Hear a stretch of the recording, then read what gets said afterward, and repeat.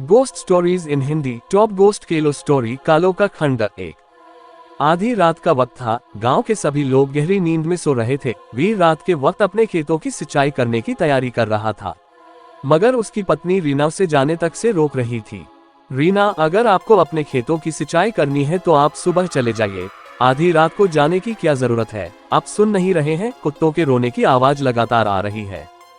वीर, खेतों को सिंचाई की जरूरत अभी है और मैं सुबह जाऊं? रीना, मेरा अभी जाना बहुत जरूरी है, नहीं तो पूरी फसल खराब हो जाएगी और कुत्ते तो रात को अक्सर रोते ही है। रीना, लोग कहते हैं जब भी रात के समय कुत्ते रटे तो उस जंगल के पुराने खंडर के आसपास कुछ अपशगुन जरूर होता है और लोग रहस्यमयी तरीके से लापता हो जाते हैं, जिनका फिर कुछ पता नहीं चलता। वीर, तुम भी न रीना, हद करती हो, मैं इन बातों को नहीं मानता।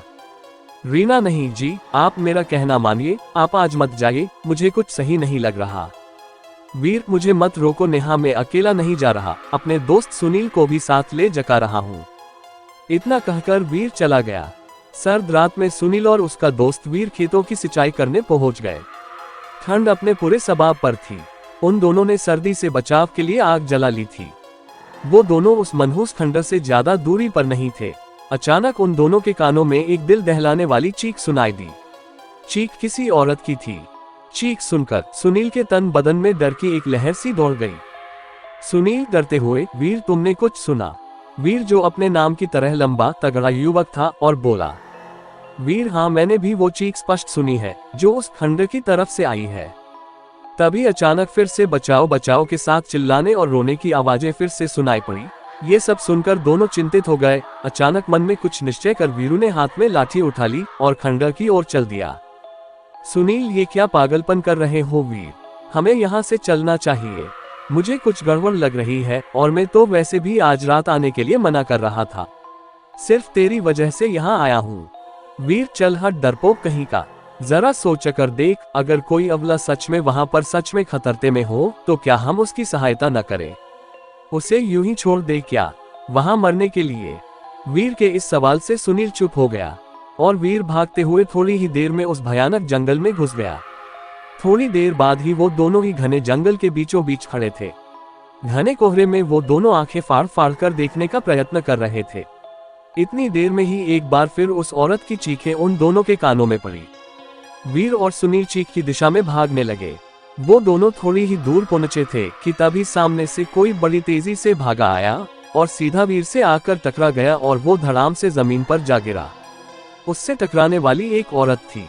डर के मारे वो भीम से लिपट सी गई और चीखते हुए कह रही थी, मुझे बचा लो, मुझे बचा लो, वो मुझे मार डालेंगे, बचा लो मुझे। इतना कहकर वो वीर की बाहों में ही अपने होशो हवास खो बैठी और बेहोश हो गई। वीर उसकी खूबसूरती देखकर अपनी सुध-बुध खो बैठा सुनील की तरफ देखते हुए बोला, वीर, जा जल्दी से पानी लेकर आ, क्योंकि इसे होश में लाना जरूरी है। सुनील, होश में आ वीर, मुझे कुछ ठीक नहीं लग रहा, जरा गौर कर, यहाँ इस औरत के अलावा और कोई इंसान मुझे मौजूद नहीं दिख रहा। वीर, ठीक है, अगर तू नहीं जाएगा तो फिर मैं ही चला जाऊंगा।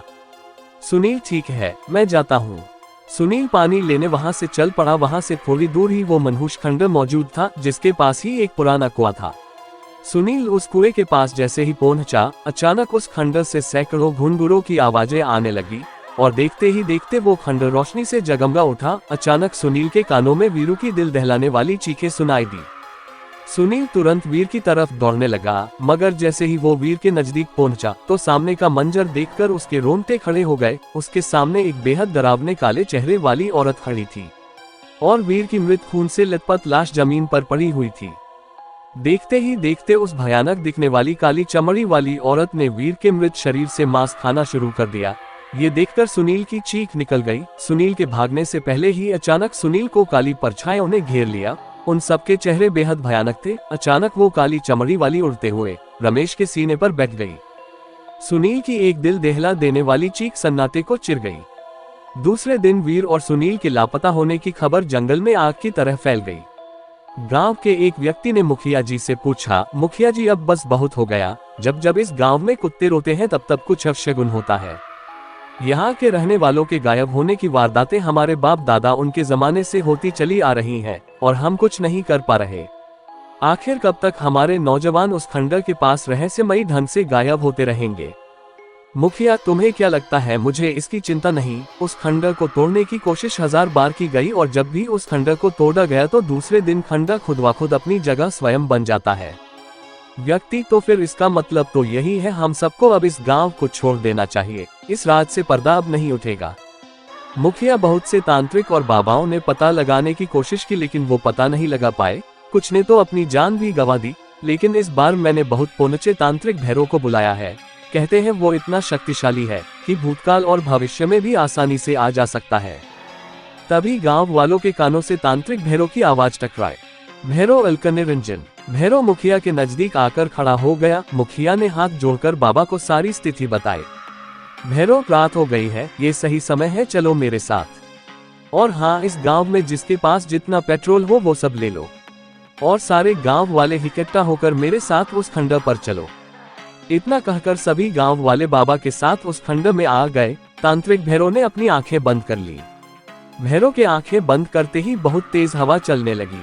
कुछ देर बाद अचानक भैरव ने अपनी आंखें खोलकर कहा, भैरव अलकनिरंजन। मुखिया, क्या आपने अपनी दिव्य दृष्टि से कुछ देखा? भैरव, हाँ मुखिया, देखा, मैंने भूतकाल में जाकर सब देखा। तांत्रिक भैरव चीख कर बोला। भैरव, कालो, उसका नाम कालो है। कई वर्षों से यहाँ के नौजवानों को मारकर उनके शरीर के मांस के साथ साथ उनकी हड्डियां तक खा जाती है। तांत्रिक की बात सुनकर सभी गांव वालों की आंखों में दहशत झलकने लगी। भैरव, ये अंग्रेजों के जमाने की बात है जब ये गांव क्रांतिकारियों के गांव के मशहूर था।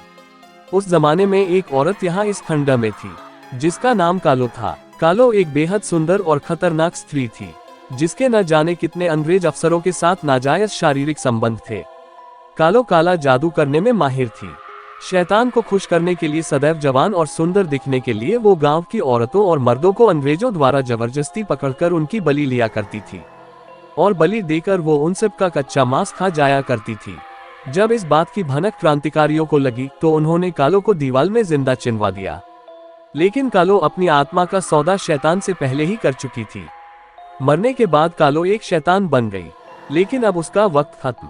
इतना कहकर भैरव बहुत तेज आवाज में मंत्र पढ़ने लगा। देखते ही देखते अचानक उस खंडर की दीवार फट गई और उसमें से एक भयानक काली चमड़ी वाली औरत बाहर निकल कर आ गई।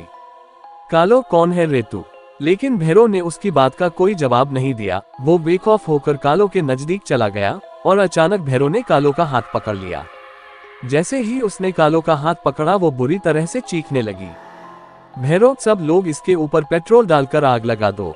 सभी ने उसके ऊपर पेट्रोल डालकर आग लगा दी और देखते ही देखते वो कालो जलने लगी और भयानक तरीके से चीखने लगी और फिर कालो धुएं के रूप में परिवर्तित होकर जमीन के अंदर समा गई और वो खंडर अपने आप टूटकर नीचे गिर गया। हेलो दोस्तों, मैं आपका अपना दोस्त सुनील यहाँ मैं आप लोगों के लिए नई नई कहानी मनोरंजन से भरी लाता रहता हूँ। तो हमारे चैनल को सब्सक्राइब करें और वीडियो को लाइक करें और प्यार बनाए रखें। अगर मेरी ये कहानी आपको पसंद आई हो तो कमेंट शेयर जरूर करें।